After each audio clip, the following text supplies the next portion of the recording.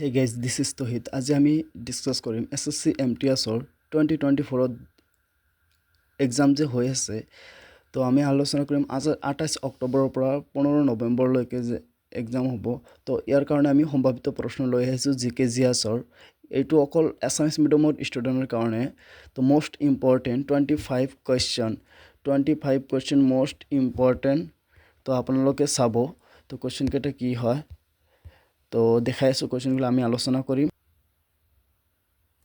তো ফাৰ্ষ্ট কুৱেশ্যনটো চাওক 41 নম্বৰ কুৱেশ্যনটো চাওক কিমান বছৰ ধৰি ভাৰত উপৰাষ্ট্ৰপতিগৰাকীয়ে কাৰ্যভাৰ গ্ৰহণ কৰে অপশ্যন নম্বৰ 1 5 বছৰ অপশ্যন নম্বৰ 2 6 বছৰ অপশ্যন নম্বৰ 3 বছৰ অপশ্যন নম্বৰ 4 বছৰ এইটো হ'ব অপশ্যন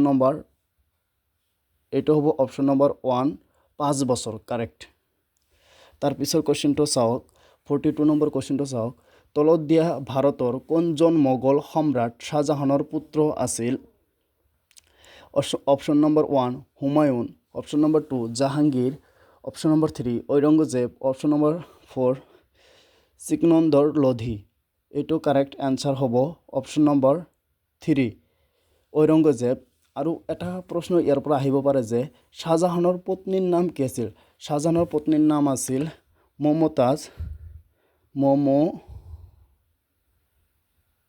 মমতাজ এটা আপোনালোকে চাব কোৱেশ্যন আহিব পাৰে শাহজাহানৰ পত্নীৰ নাম কি আছিল মমতাজ তো আপোনালোকে মনত ৰাখিব শাহজাহানৰ পত্নীৰ নামো আহিব পাৰে তো 43 নম্বৰ কুৱেশ্যনটো চাওক তলৰ কোনজন ভাৰত নাট্যতম পাণ্ডানালুৰ শৈলী জনপ্ৰিয় কৰি তুলিছিল আৰু 2004 চনত পদ্মভূষণ লাভ কৰিছিল option number 1 Kumari Kamala option number 2 Madhuri Dixit option number 3 Mallika Sarabhai option number 4 Alarmel Valli এইটো হ'ব option number 4 Alarmel Valli correct তাৰপিছত চাওক 44 নম্বৰ কুৱেশ্যন কোন ধৰণৰ গড়খনক আত্মনিয়োগকাৰী বল হিচাপে গণ্য কৰা হয় অপশ্যন নম্বৰ 1 গতিশীল গড়খন অপশ্যন নম্বৰ 2 কেন্দ্ৰিক গড়খন অপশ্যন নম্বৰ 3 ৰোলিং গড়খন option number 4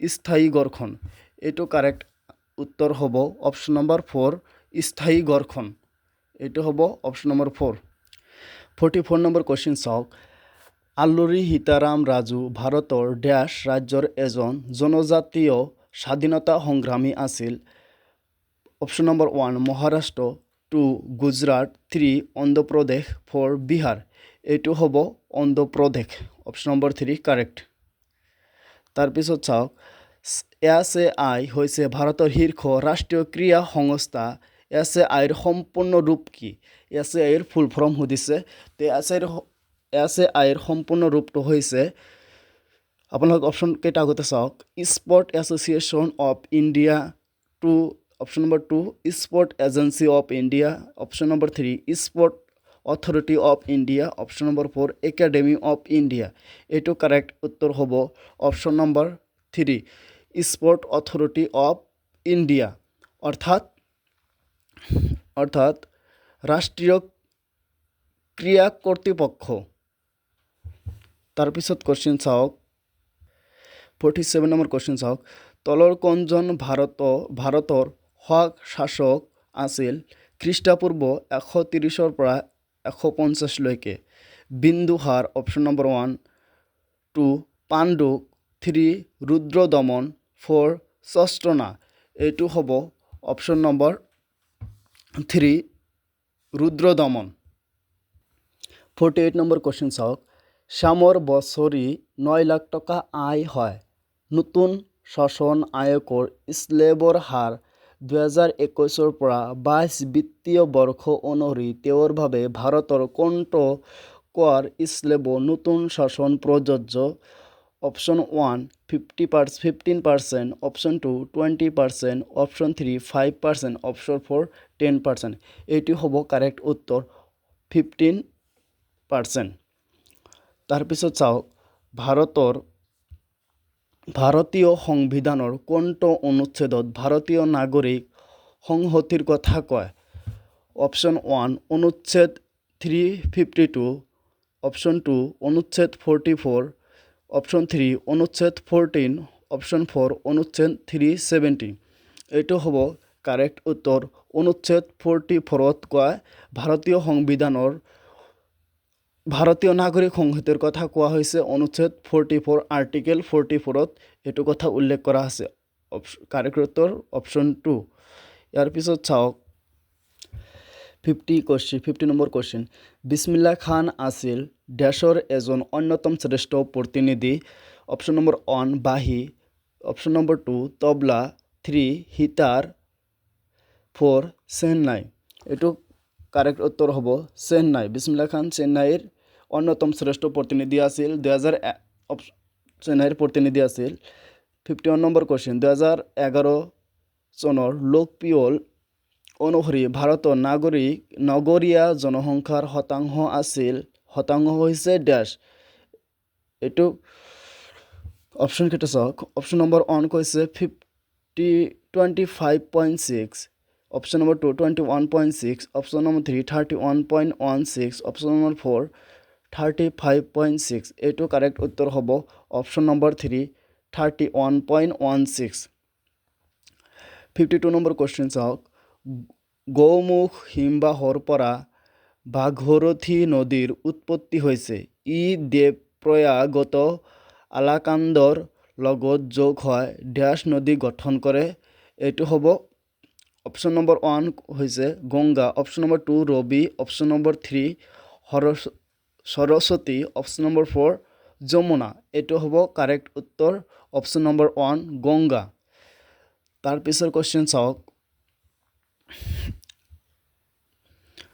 53 number question.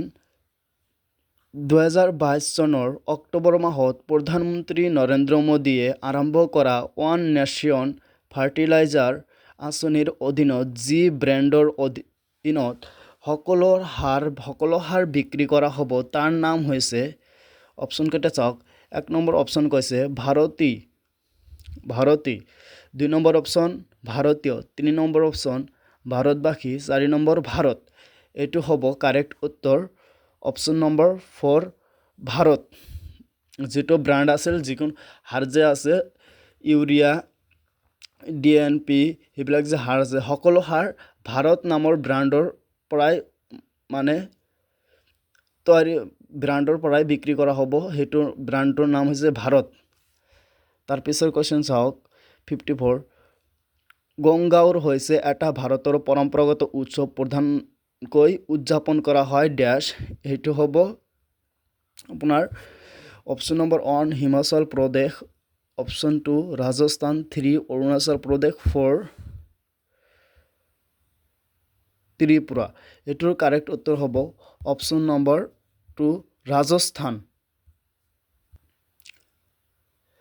Next 55 number question. Dash হৈছে এটা ইউকেৰিয়াম কোষৰ চাইটোপ্লাজমৰ দুটা কোষ বিভাজন। অপশন নম্বৰ 1 চাইটোকাইনেছিছ, চেপছছ, কেৰিঅকাইনেটিছ, জেনেছিছ। এইটো কাৰেক্ট উত্তৰ হ'ব অপশন নম্বৰ 1 চাইটোকাইনেছিছ।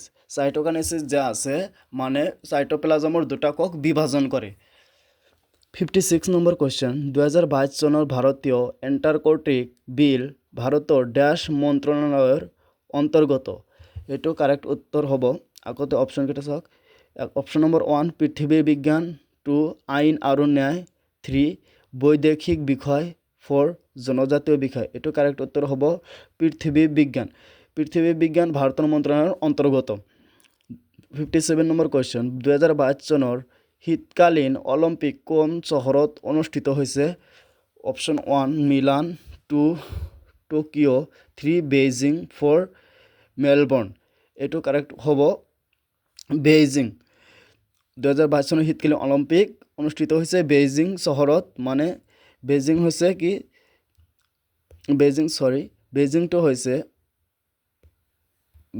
বেইজিংটো হৈছে চীনৰ এটা চহৰ বেইজিং, চীনৰ চহৰ বেইজিং। তাৰপিছত ভাৰতীয় কোনখন ৰাজ্যত বাৰাবৰ গুহা নামেৰে জনাজাত বৌদ্ধ গুহা মন্দিৰ আছে? অপশন 1 বিহাৰ, 2 পশ্চিমবংগ, 3 ছিকিম, 4 উত্তৰ প্ৰদেশ। এইটো কাৰেক্ট উত্তৰ হ'ব অপশ্যন নম্বৰ 1 বিহাৰ। তাৰপিছৰ কুৱেশ্যন 59, 2022 চনৰ মে মাহলৈকে ভাৰতৰ কোন ৰাজ্য চেনি উৎপাদনকাৰী ৰাজ্য? মে মাহলৈকে ভাৰতৰ কোনখন ৰাজ্য চেনি উৎপাদনকাৰী ৰাজ্য? সেইটো হৈছে আপোনাৰ মহাৰাষ্ট্ৰ। মহাৰাষ্ট্ৰ হৈছে আটাইতকৈ 2022 চনৰ মে মাহলৈকে আটাইতকৈ বেছি চেনি উৎপাদন কৰিছে মহাৰাষ্ট্ৰই।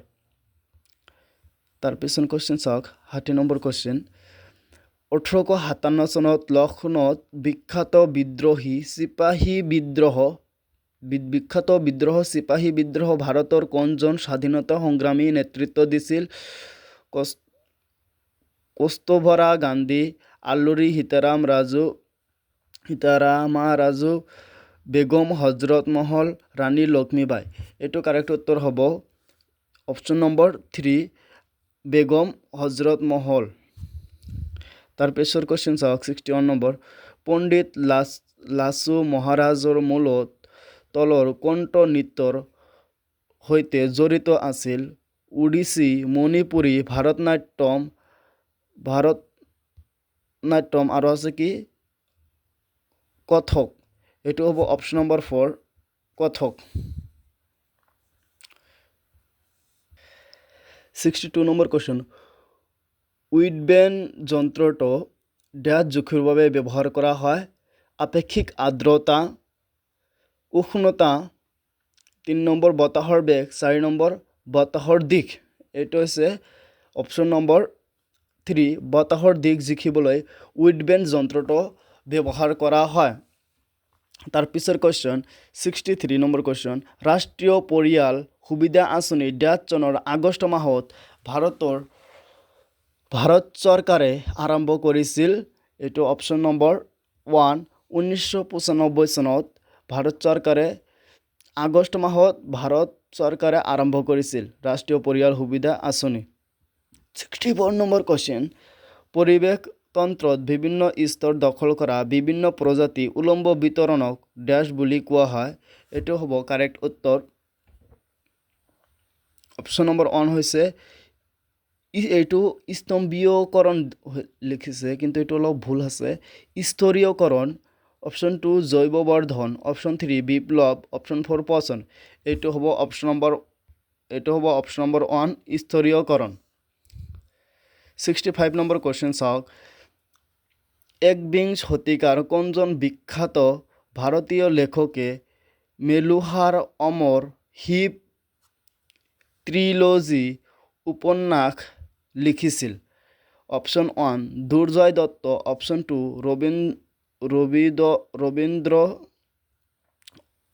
Rabindra Singh, option 3 Amish Tripathi, option 4 Shashi Tharoor. এইটো কাৰেক্ট উত্তৰ হ'ব আমিষ ত্ৰিপাঠী, অপশ্যন নম্বৰ 3। তো এইকেইটা মোষ্ট ইম্পৰ্টেণ্ট 25টা কুৱেশ্যন আছিল। তো আপোনালোকে ভালকৈ চাই যাব, ইয়াৰ পৰা আহিব পাৰে আৰু এনেকুৱা কুৱেশ্যনে আহিব। আৰু আপোনালোকে যদি কুৱেশ্যনকেইটা PDF লাগে দেন আমি ডিছক্ৰিপশ্যনত এটা হোৱাটছআপ চেনেলৰ লিংক দিম, তাত জইন হৈ ল'ব, তাত কুৱেশ্যনকেইটা PDF পাই যাব। আৰু নেক্সট যদি কুৱেশ্যন লাগে দেন ক'ব, কুৱেশ্যনকেইটা পাই যাব। Thank you so' much.